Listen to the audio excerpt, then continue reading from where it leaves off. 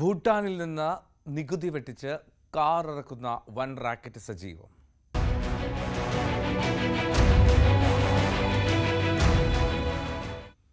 Operation ഉൻഖോറിന്റെ ഭാഗമായുള്ള റെയ്ഡിൽ Dulquer സൽമാന്റെയും Amit ചക്കാലക്കലിന്റെയും car കസ്റ്റഡിയിലെടുത്ത് കസ്റ്റംസ്.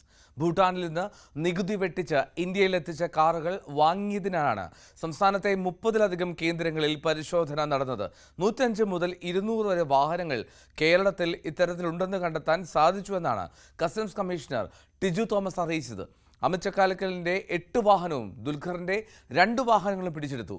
പൃഥ്വിരാജിന്റെ വീട്ടിലും പരിശോധന നടന്നു. അമിത് ചക്കാലക്കൽ അന്വേഷണത്തോട് ആദ്യം സഹകരിക്കാതിരുന്നതോടെ കസ്റ്റംസ് ഉദ്യോഗസ്ഥർ പോലീസിനെ വിളിക്കുകയാണ് ഉണ്ടായത്. കോഴിക്കോട്, മലപ്പുറം ജില്ലകളിൽ നടന്ന പരിശോധനയിൽ 11 വാഹനങ്ങൾ കസ്റ്റഡിയിലെടുത്തിട്ടുണ്ട്. നവമി ദിനേശ് നൽകും വിവരങ്ങൾ. ഓപ്പറേഷൻ നുങ്കൂറിന്റെ ഭാഗമായി കേരളത്തിലുടനീളം നടത്തിയ കസ്റ്റംസിന്റെ പരിശോധനയിൽ 36 വാഹനങ്ങളാണ് പിടിച്ചെടുത്തിരിക്കുന്നത്.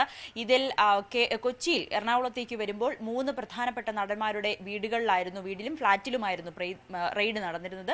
അതിൽ പൃഥ്വിരാജിന്റെ ഫ്ളാറ്റിൽ നിന്നോ വീട്ടിൽ നിന്നോ ഈ സംശയാസ്പദമായിട്ടുള്ള കാറുകൾ അല്ലെങ്കിൽ ഈ ഒരു ഓപ്പറേഷന്റെ ഭാഗമായി ഭൂട്ടാനിൽ നിന്ന് എത്തിച്ചു എന്ന് സംശയിക്കുന്ന വാഹനങ്ങൾ കണ്ടെത്താൻ കഴിഞ്ഞിട്ടില്ല എന്നാണ് കസ്റ്റംസ് ഉദ്യോഗസ്ഥൻ പറഞ്ഞിരിക്കുന്നത്.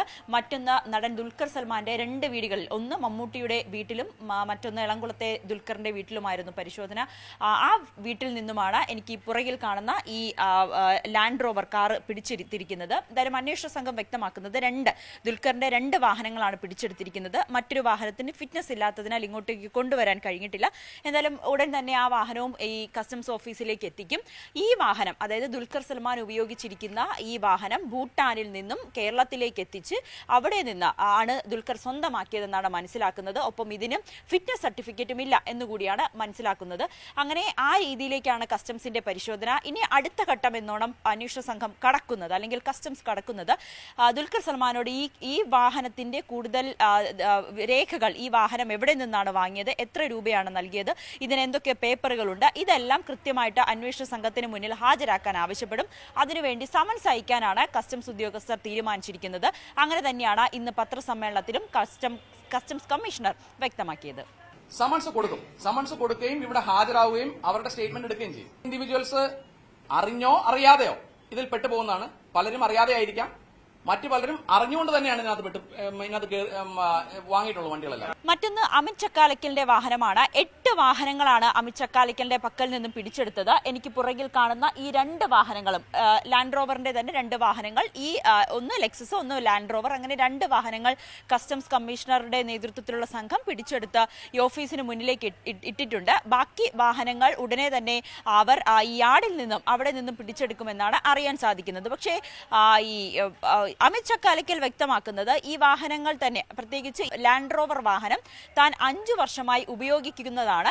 അതിൽ പ്രത്യേകിച്ച് ആദ്യം ഈ റഷ്യൻ എംബസിയുടെ പേരിലായിരുന്നു ആദ്യം ഇത് രജിസ്റ്റർ ചെയ്തത്. പിന്നീട് അത് തന്റെ കയ്യിലെത്തുമ്പോൾ അതൊരു ഗോവൻ സ്വദേശിയിൽ നിന്നാണ് താൻ വാങ്ങുന്നത്. കഴിഞ്ഞ 5 വർഷമായി ഉപയോഗിക്കുന്നുണ്ട്.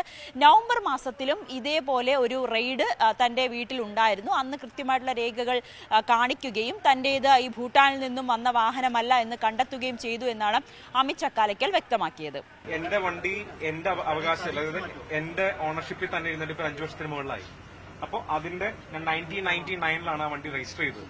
പക്ഷെ അവർക്ക് ആ ഡോക്യുമെന്റ്സ് എല്ലാം ഇപ്പൊ ഓൺലൈനിൽ MVD വന്ന് ഇവിടെ അതിന്റെ ഷാസി നമ്പറും എഞ്ചിൻ നമ്പറൊക്കെ എന്തെങ്കിലും മാനിപ്പുലേറ്റ് ചെയ്താണോ അല്ലെങ്കിൽ അത് ജെനുവിൻ ആണോ എന്ന് രജിസ്റ്റർ ചെയ്തെല്ലാം ചെക്ക് ചെയ്തിട്ട് അവർ പോയി. ഇനിയിപ്പോ വേണ്ടെന്ന് വെച്ച് കഴിഞ്ഞാൽ ഇതിന്റെ ഒറിജിനൽ ഡോക്യുമെന്റ്സ്, അതായത് 99 ഇത് രജിസ്റ്റർ ചെയ്ത സമയത്ത് കൊടുത്ത ഡോക്യുമെന്റ്സിന്റെ ഒക്കെ എന്തെങ്കിലും പ്രൂഫായിട്ട് അവർക്ക് ഒറിജിനൽസ് ഞാൻ എത്തിച്ചു കൊടുക്കണം. എന്തായാലും കസ്റ്റംസ് ഉദ്യോഗസ്ഥർ പറയുന്നത് ഭൂട്ടാനിൽ നിന്നും വില കുറഞ്ഞു വരുന്ന ഈ വാഹനങ്ങൾ പിന്നീട് ഹിമാചലിൽ നിന്നാണ് ഓരോ ഇടനിലക്കാർ വഴി ഈ വാഹനങ്ങൾ ഉപഭോക്താക്കളിലേക്ക്, അതായത് ഇപ്പോൾ ഉപയോഗിക്കുന്നവരിലേക്ക് എത്തുന്നത്. കോയമ്പത്തൂർ കേന്ദ്രീകരിച്ച് പ്രവർത്തിക്കുന്ന ഒരു സംഘമാണ് ഇതിന് പിന്നിൽ. ഈ സംഘം ഇരട്ടി വില കൊടുത്താണ് ഈ വാഹനങ്ങൾ ഇവർക്ക് വിൽക്കുകയും ചെയ്യുന്നത്. ഒപ്പം ഈ ഭൂട്ടാനിൽ നിന്നും സ്വർണ്ണക്കടത്തും ഒപ്പം മയക്കുമരുന്ന് കടത്തും ഉണ്ടെന്ന് തന്നെയാണ് കമ്മീഷണർ വ്യക്തമാക്കുന്നത്. എന്നാലും കേരളത്തിലുള്ള, കൊച്ചിയിലുള്ള ഈ പിടിച്ചെടുത്ത വാഹനങ്ങളുടെ ഉടമകൾക്ക് നോട്ടീസ് അയക്കും, അവർക്ക് സമൻസ് അയച്ച് അവരോട് ഹാജരാകാൻ നിർദ്ദേശം നൽകും. അതിനുശേഷമായിരിക്കും തുടർ നടപടികളിലേക്ക് പോവുക. ഇത് പിഴയടച്ച് വാഹനം എടുത്തുകൊണ്ടു പോകാൻ പറ്റുന്ന ഒരു സാഹചര്യമല്ല എന്നുകൂടി കമ്മീഷണർ വ്യക്തമാക്കിയിട്ടുണ്ട്.